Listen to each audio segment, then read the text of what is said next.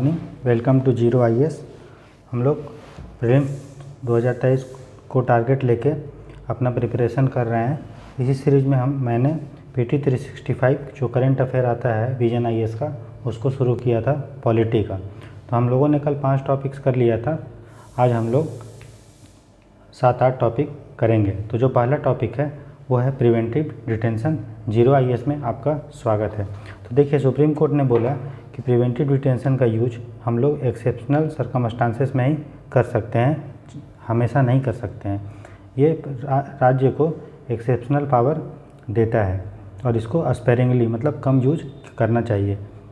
फिर supreme court ने law and order को पब्लिक डिसऑर्डर से डिफ्रेंशिएट किया और ये बोला कि प्रिवेंटिव डिटेंशन हम लोग सिर्फ़ और सिर्फ यूज कर सकते हैं, वो भी हमेशा नहीं। किस में कर सकते हैं? तो पब्लिक ऑर्डर में कर सकते हैं। लॉ एंड ऑर्डर में कभी भी हम लोग को यूज नहीं करना चाहिए। तो अब क्वेश्चन ये आता है कि प्रिवेंटिव डिटेंशन क्या होता है।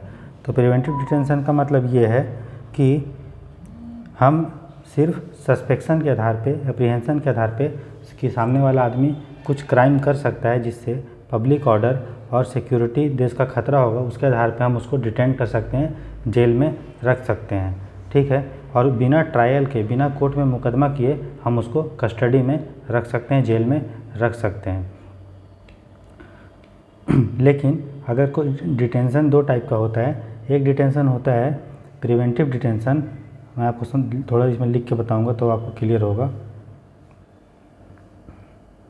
देखिए, डिटेंशन जो होता है 2 टाइप का होगा। एक होता है नॉर्मल और एक होता है प्रिवेंटिव। नॉर्मल डिटेंशन मतलब कोर्ट में ट्रायल होगा, उसके बाद आप उसको डिटेन कर सकते हैं।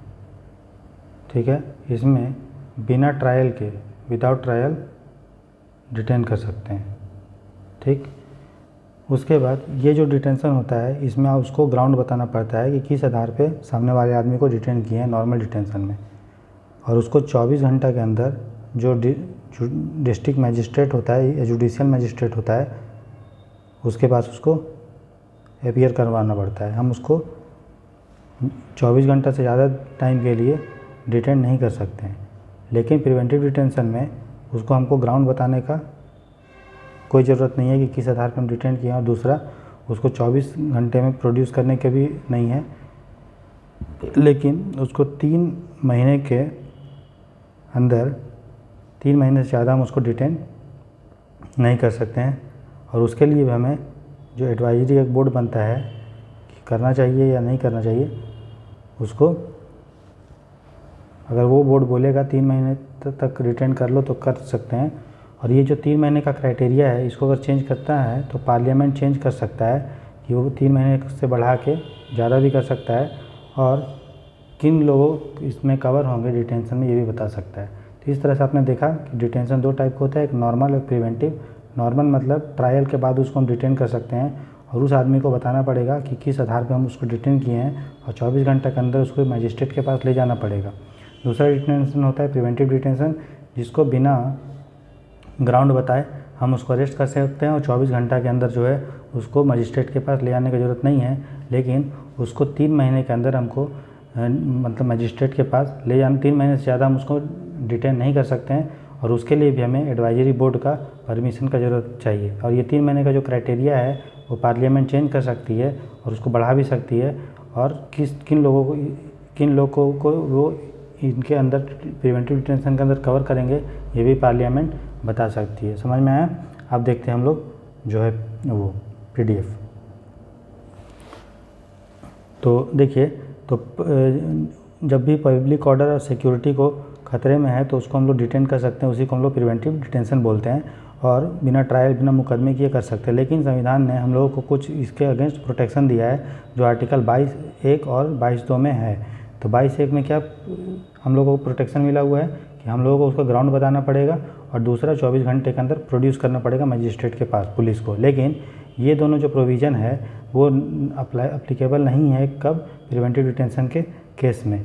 उसके लिए आदमी जो है 3 महीने तक हम लोग उसको डिटेन कर सकते हैं एडवाइजरी बोर्ड के, जब तक उसको कंफर्म ना करे तब तक। और अगर 3 महीने से ज़्यादा करना है तो पार्लियामेंट कानून बना के कर सकता है। ठीक है, तो भारत में क्या है कि प्रिवेंटिव डिटेंशन के लिए बहुत सारे कानून हैं, जैसे कोड ऑफ क्रिमिनल प्रोसीजर है, NDPS एक्ट है, narcotics drug and psychotropic substance act जो ड्रग्स वाला होता है सो, और UAP है अनलॉफुल एक्टिविटीज़ प्रिवेंशन एक्ट, उसके बारे में हम लोग अभी पढ़ेंगे।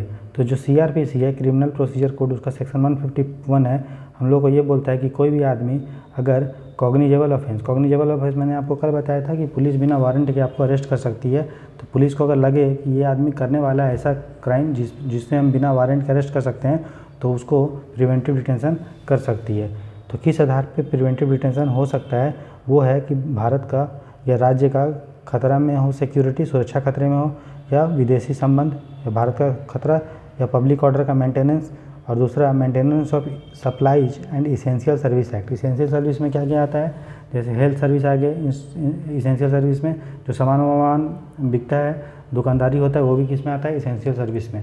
अगर उसके आधार पे भी सरकार किसी को प्रिवेंटिव डिटेंशन कर सकती है। ठीक है, अब हम लोग एक्ट देखते हैं। देखिए, प्रिवेंटिव डिटेंशन में बहुत सारा मैटर सुप्रीम कोर्ट में गया है, तो कुछ केस का सिर्फ आपको नाम जानना जरूरी है कि जो AK गोपालन केस है, ठीक है, क्या वो मैं बोल रहा हूँ कि जो AK गोपालन केस है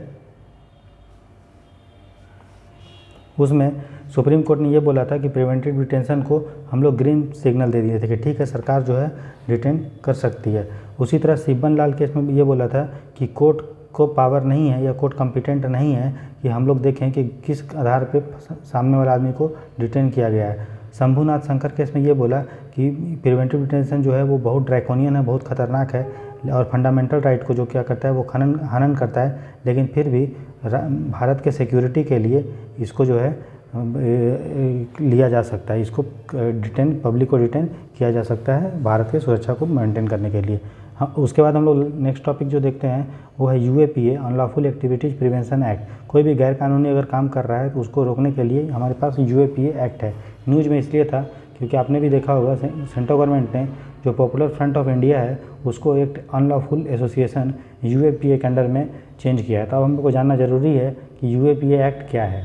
तो देखिए, UAPA एक्ट क्या है, कोई भी जो कोई भी इंडिविजुअल गैर कानूनी या कोई भी संगठन गैर कानूनी काम करता है और टेररिस्ट एक्टिविटी करता है तो इस एक्ट के अंडर कवर हो जाता है। तो अनलॉफुल एक्टिविटीज़ क्या है, तो वो सारे काम जिससे भारत को टुकड़े करने की बात हो, एकता, अखंडता और संप्रभुता, यूनिटी, इंटीग्रिटी एंड सोवरेनिटी को खतरा हो, उसको हम लोग अनलॉफुल एक्टिविटी में काउंट करते हैं। तो जब भी UAPA के अंदर कोई भी केस अगर रजिस्टर्ड होता है तो उसको सेंट्रल गवर्नमेंट और स्टेट गवर्नमेंट दोनों इन्वेस्टिगेट कर सकता है।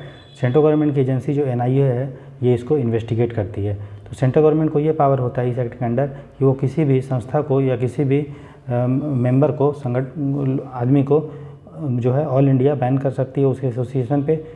और अगर बैन हो गया है तो उसके अगेंस्ट अगर कहीं अपील करना है, ठीक है, तो उसके लिए एक ट्राइब्यूनल भी बनाया गया है इस एक्ट के अंडर जहां हम अपील कर सकते हैं। और इसमें भारत का नागरिक और विदेशी नागरिक दोनों भी इसके अंडर बुक हो सकता है, चार्ज हो सकता है।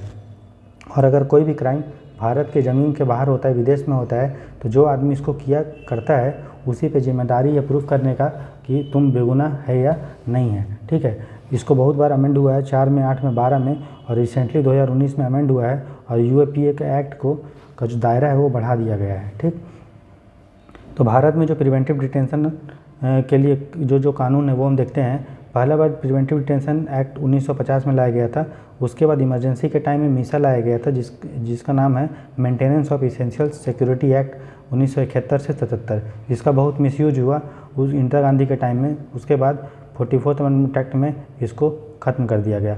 फिर हमारे पास एक एक्ट है foreign exchange and prevention of smuggling activities act, जिसका काम है कि फॉरेन डॉलर का या रुपये का या विदेशी मुद्रा का अगर स्मगलिंग होता है और उसका अलग अलग गंदे काम में यूज होता है इलीगल एक्टिविटी में, तो सरकार उसको अगेंस्ट प्रिवेंटिव डिटेंशन कर सकती है। इसके बाद हम लोग को एक एक्ट था terrorist and disruptive activities act, जिसको टाडा एक्ट बोलते थे। इसमें भी प्रिवेंटिव डिटेंशन का प्रोविज़न था, लेकिन इसका बहुत मिसयूज होता था, इसलिए हमने इसको हटा के पोटा एक्ट लेके आया। पोटा एक्ट का भी काम टाडा एक्ट के जैसा भी है, इसका भी मिसयूज होने लगा, फिर इसको भी हम लोगों ने हटा दिया। तो अभी हम लोग के पास टाडा एक्ट और पोटा एक्ट और MISA एक्ट नहीं है, UAPA एक्ट ज़रूर है। अब हम देखते हैं UAPA एक्ट 2019 में क्या क्या चेंज हुआ है। इसमें जो है कुछ कुछ गलत दिया हुआ है, ये सब अभी चेंज हो चुका है। मैं आपको बताता हूँ, फिर आपको ये क्लियर होगा। तो इसके लिए मुझे एक नया पेज लेना पड़ेगा, तो मैं आपको अभी क्लियर कर रहा हूँ इसको।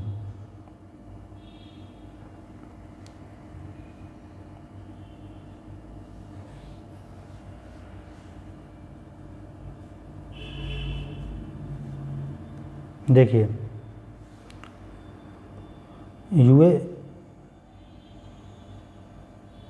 यूएपीए एक्ट 2019 है, और पहले जो यूएपीए एक्ट था उनमें क्या क्या चेंज हुआ है। पहले देखिए, इसको मैं इधर लिख दूंगा तो आपको ज़्यादा आसानी होगी।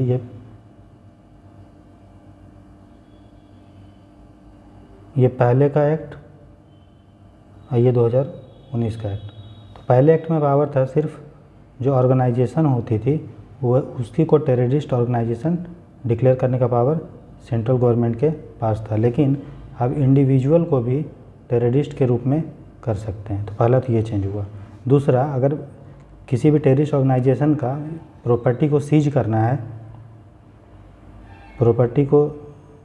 करना है तो हमें डीजीपी, जो स्टेट का डीजीपी होता है, उससे परमिशन लेना पड़ता था। अब ये परमिशन हमें डीजीपी से नहीं लेना पड़ता है, स्टेट के डीजीपी से। अब हमें ये परमिशन एनआईए के डीजीपी से लेना पड़ता है। ये आपको ध्यान देना है। पहले डीजीपी, स्टेट का जो डीजीपी होता था स्टेट पुलिस का, उससे लेना पड़ता था। अब हम लोग को एनआईए के डीजीपी से लेना पड़ता है। अगला है, पहले जो इन्वेस्टिगेशन का जो पावर था वो स्टेट पुलिस का जो डीसीपी होता था या डीएसपी या असिस्टेंट कमिश्नर ऑफ पुलिस जो होता था उसके वो करते थे, ठीक है। अब जो इन्वेस्टिगेशन का पावर है वो एनआईए का इंस्पेक्टर भी कर सकता है, या उससे ऊपर वाले रैंक भी कर सकता है, इंस्पेक्टर या उससे ऊपर वाला रैंक, ठीक। एक और चेंज किया गया है 2019 के एक्ट में। इसमें जो न्यूक्लियर टेररिज्म को भी, जो यूएपी एक्ट है 2019 में इंक्लूड कर दिया गया है, ठीक है। अब हम देखते हैं वो पीडीएफ, आपको तुरंत समझ में आ जाएगा। फिर से मैं इसको एक्सप्लेन कर देता हूँ एक बार कि यूएपी एक्ट पहले क्या था और 2019 में क्या हुआ है। तो पहले सिर्फ ऑर्गेनाइजेशन को ही terrorist organisation central government declare कर पाती थी, अब इंडिविजुअल को भी कर सकती है। दूसरा, पहले डीजीपी से परमिशन लेना पड़ता था प्रॉपर्टी सीज करने के लिए टेररिस्ट का, अब एनआईए का डीजीपी से लेना पड़ता है। तो प्रोसेस ईजी हो चुका है, क्योंकि एनआईए इन्वेस्टिगेट कर रही है, प्रॉपर्टी का सीजर का भी अथॉरिटी उसी के पास है। पहले डीएसपी और एसीपी रैंक के अधिकारी इन्वेस्टिगेट कर पाते थे, अब एनआईए के इंस्पेक्टर रैंक के अधिकारी भी इन्वेस्टिगेट कर पाएंगे। मतलब इन्वेस्टिगेशन अथॉरिटी डाइल्यूट करके छोटे से छोटे आदमी को दे दिया गया है रैंक में। पहले न्यूक्लियर टेररिज्म को शामिल नहीं किया गया था इस एक्ट में, अब न्यूक्लियर टेररिज्म को शामिल कर लिया गया है, ठीक है। तो इस तरह से फ्रेंड्स हम लोगों ने जो दो टॉपिक कवर किया है, एक तो हम लोगों ने किया है आपका यूएपी एक्ट को प्रिवेंटिव डिटेंशन, और दूसरा हम लोग किया है यूएपी एक्ट। फिर अभी हम जो है नेक्स्ट टॉपिक करेंगे फ़ोन टैपिंग। तो न्यूज़ में क्यों था फ़ोन टैपिंग? क्योंकि एक आईपीएस ऑफिसर को जांच पे बैठाया गया, एक आईपीएस ऑफिसर पे जांच बैठाया गया, क्योंकि उसका एक्सक्यूज़, उस पर आरोप है कि उन्होंने पॉलिटिकल लीडर्स के फ़ोन को टैप किया था, ठीक है। तो आगे देखते हैं फ़ोन टैपिंग क्या है। तो फ़ोन टैपिंग मतलब आपके फ़ोन को कोई दूसरा आदमी सुन रहा है जिसको सुनना नहीं चाहिए था, उसी को फ़ोन टैपिंग बोलते हैं, ठीक। थर्ड पार्टी के द्वारा। थर्ड पार्टी मतलब एक आप हो, आप किसी दूसरे से बात करें, वो बी है, फर्स्ट पार्टी, सेकंड पार्टी, और सुन रहा है तीसरा पार्टी, मान लो सी, तो उसको थर्ड पार्टी बोलते हैं, ठीक है। तो इसमें वायर फ़ोन को टैप कर सकता है या फ़ोन को इंटरसेप्ट कर सकता है, मोबाइल फ़ोन को लाइन बगिंग कर सकता है, लाइन को ही चेंज कर दिया, सुनना चाहिए किसी और को, सुन रहा है कोई और। सबसे पहले इसे को यूएसए में लाया गया था, ठीक है, 1890s के आसपास, ठीक। तो फ़ोन टैपिंग जो है किस आधार पे किया जा सकता है? तो जिस आधार पे, देखिए आर्टिकल 19 में आपको फ्रीडम, बोलने की आज़ादी है, स्वतंत्रता है ना, अपने विचार रखने का, लेकिन कुछ रेस्ट्रिक्शन भी है, कुछ पाबंदियाँ भी हैं। क्या क्या पाबंदियाँ? सिक्योरिटी ऑफ स्टेट, भारत की एकता, अखंडता, सुरक्षा, विदेशी देशों के साथ संबंध, और पब्लिक ऑर्डर को मेंटेन करना। यही 4 ग्राउंड के आधार पे आपको रेस्ट्रिक्शन है, ठीक है ना। और वही 4 ग्राउंड जो रेस्ट्रिक्शन था उसी के आधार पे फ़ोन को टैप किया जा सकता है। सेम ग्राउंड हमने प्रिवेंटिव डिटेंशन में पढ़ा, लेकिन उसमें फ़ोन टैपिंग और प्रिवेंटिव डिटेंशन के ग्राउंड में जिस आधार पे आपको टैपिंग हो सकता है या प्रिवेंटिव डिटेंशन हो सकता है, क्या डिफरेंस था प्रिवेंटिव डिटेंशन में? ये इसेंशियल सप्लाई वाला था प्रिवेंटिव डिटेंशन में, यहाँ पे कुछ तो सप्लाई वाला चीज़ नहीं होगा, ठीक है, नहीं होगा। उसके बाद देखते हैं भारत में जो इंडियन टेलीग्राफिक एक्ट है 1885, मतलब सोच लीजिए कितना पुराना है, अंग्रेज में, जब अंग्रेज के टाइम पे जब कांग्रेस बना था, तो उसी एक्ट में लिखा हुआ है कि किस आधार पे हम लोग या कब हम लोग फ़ोन टैपिंग कर सकते हैं और किसको पावर है। तो देखिए सेंट्रल गवर्नमेंट और स्टेट गवर्नमेंट दोनों को पावर है फ़ोन टैप करने का, ठीक। तो स्टेट गवर्नमेंट में कौन करता है, पुलिस को पावर है, और सेंट्रल गवर्नमेंट में 10 एजेंसी है। बस आप याद रखिएगा 10 एजेंसी है। अब कौन कौन सा है आपको नॉर्मल सा है, देखिए CBI है, IB है, ED है, जो न्यूज़ में जितनी भी बॉडी रहती है सब है। नारकोटिक्स कंट्रोल ब्यूरो है, CBDT है, central board of direct taxes, directorate of revenue intelligence, national investigation agency NIA, राव है, directorate of signal intelligence and Delhi police commissioner. ये टोटल 10 है। इसके अलावा कोई भी एजेंसी, चाहे वो स्टेट पे पुलिस के अलावा या सेंटर पे, ये 10 एजेंसी के अलावा कोई भी एजेंसी अगर फ़ोन टैपिंग करती है तो उसको इलीगल माना जाएगा। और चूँकि इसमें कौन किया, IPS ने, तो क्या IPS इसमें आएगा, पुलिस में आ सकता है, स्टेट में पुलिस में और सेंटर में, लेकिन कर सकता है। नीचे ये लिखा हुआ है कि अगर ऑर्डर देना है फ़ोन टैपिंग का, कौन करेगा, देगा, सेक्रेटरी देगा। सेक्रेटरी कहाँ का सेक्रेटरी, तो होम अफेयर्स का सेक्रेटरी देगा आदेश कि ठीक है इस फलाना आदमी का फ़ोन जो है टैपिंग हो सकता है। और स्टेट गवर्नमेंट पे कौन, स्टेट गवर्नमेंट के लेवल पे कौन देगा, तो स्टेट गवर्नमेंट पे भी अगर होम मिनिस्ट्री रहेगी या कोई भी मिनिस्ट्री रहती है जो होम का देखती है, वहाँ पे गृह कार्यालय, गृह मंत्रालय, तो वहाँ का जो सेक्रेटरी होगा होम अफेयर्स का स्टेट गवर्नमेंट पे, तो वो परमिशन दे सकता है। इसके अलावा एक्सेप्शनल केसेस में लोकल अथॉरिटी भी दे सकती है, मतलब SP भी दे सकता है, DSP भी दे सकता है। लेकिन अगर SP DSP दे रहा है तो उसको उसके जो ऊपर वाली अथॉरिटी है, स्टेट गवर्नमेंट पे कौन है, गृह मंत्रालय, और राज्य सरकार, केंद्र सरकार पे कौन है, होम मिनिस्ट्री में सेक्रेटरी, तो उसको परमिशन लेना पड़ेगा विदिन टाइम। हो सकता है ये IPS जो है खुद फ़ोन टैपिंग कर दिया होगा और परमिशन नहीं लिया होगा, इसीलिए इस पर जांच जो है बैठ रही है, ठीक। देखते हैं किस हम लोगों को क्या क्या संविधान ने प्रोटेक्शन दिया है, सेफगार्ड्स क्या है। तो देखिए 7 शेड्यूल में जो टेलीफोन और कम्युनिकेशन डिवाइसेस है वो यूनियन लिस्ट में है, ठीक। आर्टिकल 19 में हम लोग को बोलने की आज़ादी है, स्वतंत्रता है ना, लेकिन कुछ हम लोग का रीजनेबल रिस्ट्रिक्शंस भी है जो हमने ऊपर देखा था। आर्टिकल 21 में हम लोग का right to life and personal liberty है, ठीक है, और उसी में राइट टू प्राइवेसी भी आता है, जो कि पुट्टास्वामी केस में डिक्लेयर किया सुप्रीम कोर्ट ने कि राइट टू प्राइवेसी जो है वो आर्टिकल 21 का पार्ट है। तो उसी में हम लोगों को आर्टिकल 21 क्या बोलता है, no one shall be deprived of his life and personal liberty except by the procedure established by law. मतलब कानून बना के हम लोग किसी की लाइफ को ले सकते हैं, ये बोला है सुप्रीम कोर्ट ने या हम लोग को संविधान में से लिखा हुआ है। तो चूँकि इंडियन जो हम लोग का टेलीग्राफी एक्ट है ये कानून है एक, है ना, तो कानून के द्वारा हम लोग किसी के प्राइवेसी को खतरे में कर सकते हैं, तो ये उसी के अंदर आ जाएगा। इंडियन टेलीग्राफी एक्ट जो है वो फ़ोन टैपिंग को रेगुलेट करता है, ठीक है। तो फ्रेंड्स इस तरह से हम लोगों ने इंडियन टेलीग्राफिक एक्ट और फ़ोन टैपिंग को मात्र 2 से 3 मिनट में ख़त्म कर दिया। अब हम लोग अगला टॉपिक पढ़ेंगे, राइट टू बी फॉरगॉटेन, ठीक है। तो देखिए राइट टू बी फॉरगॉटेन क्या है। तो सुप्रीम कोर्ट ने हाल ही में बोला है कि एक कपल का जो भी डिटेल्स है उसको सर्च इंजन से डिलीट कर दो, इंटरनेट से डिलीट कर दो। तो राइट टू बी फॉरगॉटेन क्या होता है, आपको सिंपल लैंग्वेज में समझाते हैं। राइट टू फॉरगॉटेन मतलब ऐसा कोई इन्फॉर्मेशन जो आपने पब्लिक में दिया है, चाहे वो गूगल में दिया है या किसी सर्च इंजन में डाला है, जो अब यूज नहीं है वहाँ पे, तो ये आपका अधिकार है कि आप उनको बोलिए कि मेरे इन्फॉर्मेशन को, चूँकि आप जो यूज में नहीं है, कहीं पे यूज नहीं हो रहा है, तो आप उसको डिलीट कर दीजिए। इसी को बोलते हैं right to be forgotten simple language में, ठीक है। तो इसका जो कॉन्सेप्ट है वो लिया गया है कहाँ से, फ्रांस से। राइट टू ओब्लिवियन बोलते हैं फ्रांस में।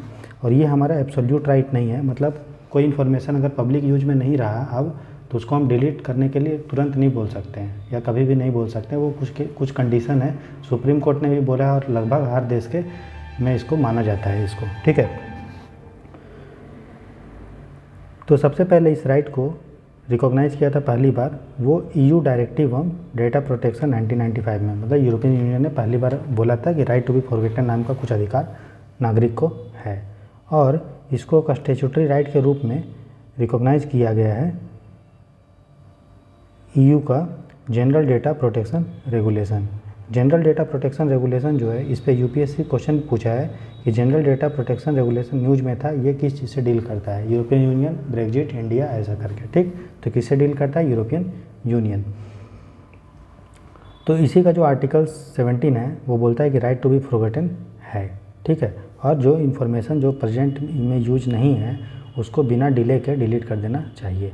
भारत में इसको लेके कोई कानून नहीं है, ठीक है। किसको लेके? राइट टू बी फॉरगॉटन, ठीक है।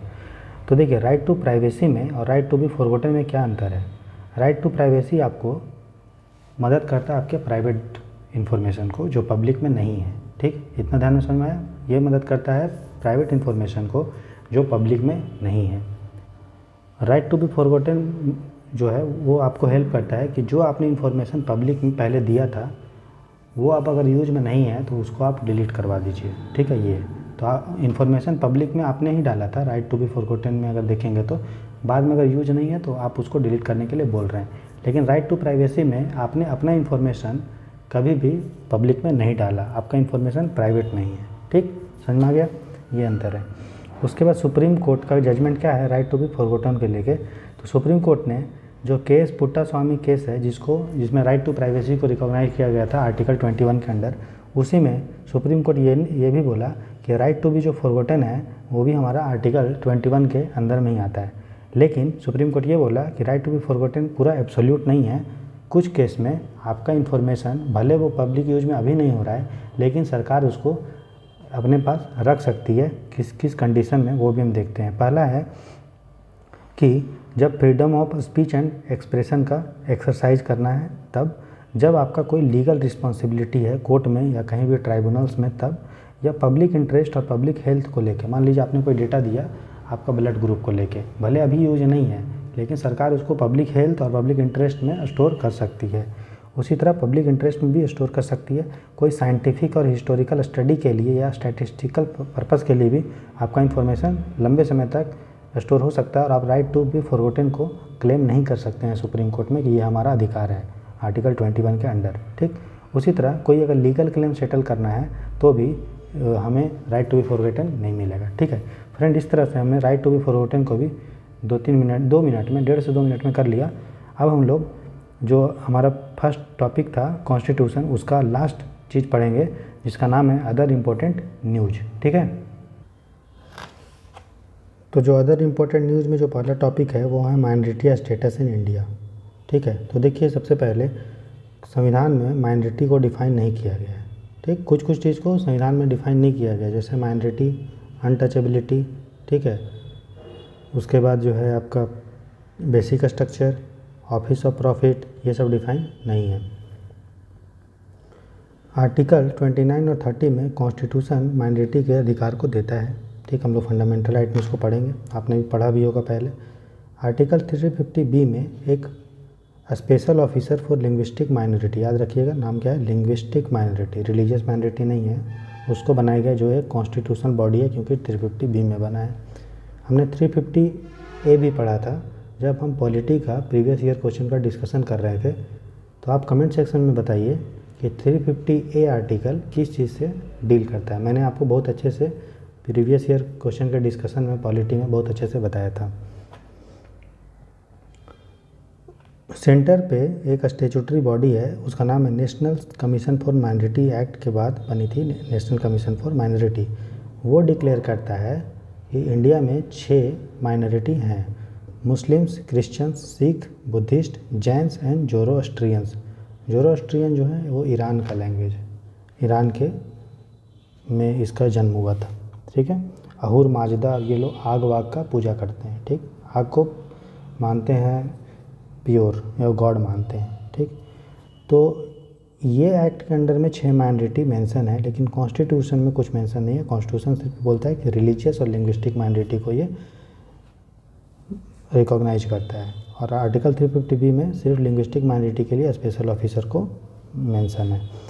उसी तरह एक और स्टेचुटरी बॉडी है जो माइनॉरिटी के शिक्षा के लिए है, उसका नाम है national commission for minority education commission act 2004 के अंडर ये बॉडी बनी थी, NCMEI, ठीक है, जो माइनॉरिटी के एजुकेशनल राइट को सेफगार्ड्स करती है। माइनॉरिटी स्टेटस को लेके इंडिया में 2-3 केस गया था। पहला केस है TMA पाई केस, जिसमें ये बोला था कि रिलीजियस और लिंग्विस्टिक माइनॉरिटी को जब हम डिटरमाइन करेंगे तो स्टेट को आधार बना के करेंगे, ना कि पूरे देश की जनसंख्या को, ठीक है। किसको आधार बना के माइनॉरिटी डिक्लेयर करेंगे, लिंग्विस्टिक या रिलीजियस, स्टेट के पॉपुलेशन को, स्टेट को, ना कि पूरे भारत के पॉपुलेशन को। केरला एजुकेशन केस में ये बोला गया था बिल में कि सुप्रीम कोर्ट ने ये बोला कि जो माइनॉरिटी का स्टेटस होता है वो ब्लॉक और डिस्ट्रिक्ट लेवल पे नहीं होगा, वो स्टेट लेवल पे होगा। ठीक है, ये आपको याद रखना है। फिर अगला हम लोग देखते हैं सरना रिलीजन डिमांड।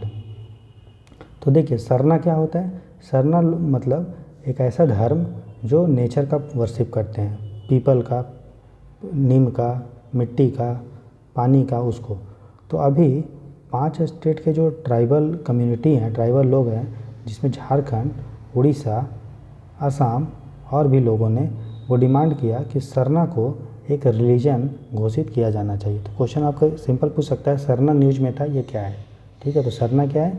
नेचर का पूजा, एक ऐसा धर्म जो नेचर के पूजे पे आधारित है। ठीक है, आगे देखते हैं आर्टिकल 370 का ख़त्म होना और आर्टिकल 35A। तो देखिए आपको पता है कि सेंट्रल गवर्नमेंट में एक बिल लाके आर्टिकल 370 को हम लोगों ने हटा दिया था, ठीक है ना, और 35A भी हट गया। तो अब देखते हैं अगर 5 अगस्त जो है 5 साल हो जाएगा आर्टिकल 370 और 35A को हटे, जिसके तहत जम्मू कश्मीर को स्पेशल स्टेटस मिला था और उनको अधिकार था कि डोमिसाइल के लिए रूल बनाने का, लेकिन अब वो ख़त्म हो गया है। ठीक, तो देखिए प्रेसिडेंट ने एक ऑर्डर ले आया था जिसको बोलते हैं कॉन्स्टिट्यूशन ऑर्डर 2019। उसके तहत भारत संविधान बोल दिया कि भारत का जो संविधान है वो सभी जगह लगेगा, सभी राज्यों में लगेगा, इंक्लूडिंग जम्मू एंड कश्मीर। इसके बाद क्या हुआ, जम्मू कश्मीर में जो भी स्पेशल उसका आपको पता है उसका अलग से संविधान था, वो ख़त्म हो गया और ऑटोमेटिकली आर्टिकल 35A भी ख़त्म हो गया। आर्टिकल 35A क्या था? आर्टिकल 35A जम्मू कश्मीर के जो परमानेंट रेसिडेंट थे उनको पावर देता था, उनको फैसिलिटी देता था, स्पेशल प्रिविलेज देता था नौकरी में और प्रॉपर्टी लेने में और शिक्षा में, जिसमें जम्मू एंड कश्मीर के लेजिस्लेचर को पावर था कि वो परमानेंट रेसिडेंट को डिफ़ाइन कर सकते हैं। ठीक है, उसके बाद पार्लियामेंट ने जम्मू कश्मीर को हम लोगों ने 2 पार्ट में जो है चेंज कर दिया और 2 यूनियन टेरिटरी बना दिया, जम्मू एंड कश्मीर एंड लद्दाख, जिसमें जम्मू एंड कश्मीर हम लोग जम्मू कश्मीर में लेजिस्लेचर है, वहाँ विधानसभा है, और लद्दाख में विधानसभा नहीं है। इसके बाद भारत में टोटल 28 राज्य, 28 स्टेट और 8 जो है यूनियन टेरिटरी बन गया। तो जो आर्टिकल 370 हट गया उसका क्या क्या प्रभाव पड़ा? तो पहला उनका झंडा था, अब झंडा नहीं रहा। इंडिया में देखिए पूरे इंडिया में इंडियन पीनल कोड IPC थी, IPC है, तो वो जम्मू कश्मीर में नहीं था। जम्मू कश्मीर में उसके जगह रणवीर पीनल कोड था, तो रणवीर पीनल कोड अब हट गया है, अब पूरे इंडिया में IPC है। उसी प्रकार भारत का संविधान अब जम्मू कश्मीर में भी लगेगा। इस तरह से हमने आर्टिकल 370 और आर्टिकल 35A के बारे में अच्छे से पढ़ लिया है। अब हम लोग देखते हैं आर्टिकल 142। तो आर्टिकल 142 मैं बताया था आप लोगों को कि क्या होता है आर्टिकल 142। तो देखिए राजीव गांधी की जो हत्या में शामिल थे उनको बहुत सालों से जो है फांसी नहीं मिला था, तो उन लोग लगभग अपना जीवन का आधा से अधिक काल जेल में बिता गए थे। तो सुप्रीम कोर्ट के पास वो अपना फरियाद लेके गए, तो सुप्रीम कोर्ट ने जो 6 लोग हैं उसको बरी कर दिया। किस आर्टिकल का यूज करके? तो आर्टिकल 142 का यूज करके। इसमें ये लिखा है सुप्रीम कोर्ट कंप्लीट जस्टिस मतलब पूर्ण न्याय करने के लिए ऑर्डर और डिग्री दे सकती है, आदेश दे सकती है, और उसका जो भी ऑर्डर होगा वो पूरे भारत में इन्फोर्सेबल होगा। ठीक है, नेक्स्ट देखते हैं आर्टिकल 145(5). तो देखिए आर्टिकल 145(5) क्या है? बहुत सिंपल है, आपको ये ध्यान देना है कि देखिए आर्टिकल 145(5) में सुप्रीम कोर्ट ने बोला कि जो लार्जर बेंच होता है उसका जो मेजॉरिटी व्यू होगा वो हमेशा प्रिवेल करेगा over a bench of lesser strength even if letters of a greater number of जजेज एग्रीइंग विथ ईच अदर। इसको एग्जांपल से मैं समझाऊंगा। जैसे मान लीजिए कोई केस है, एक्स केस, वो सुप्रीम कोर्ट में गया और उसको सुनने के लिए 9 जजेज का बेंच बना। तो 9 जजेज में मान लीजिए 5 जजेज ने इसको जो है नो बोला और 4 जजेज ने इसको यस बोला। ठीक है, फिर ये मैटर गया मान लीजिए कॉन्स्टिट्यूशनल बेंच में। कॉन्स्टिट्यूशनल बेंच में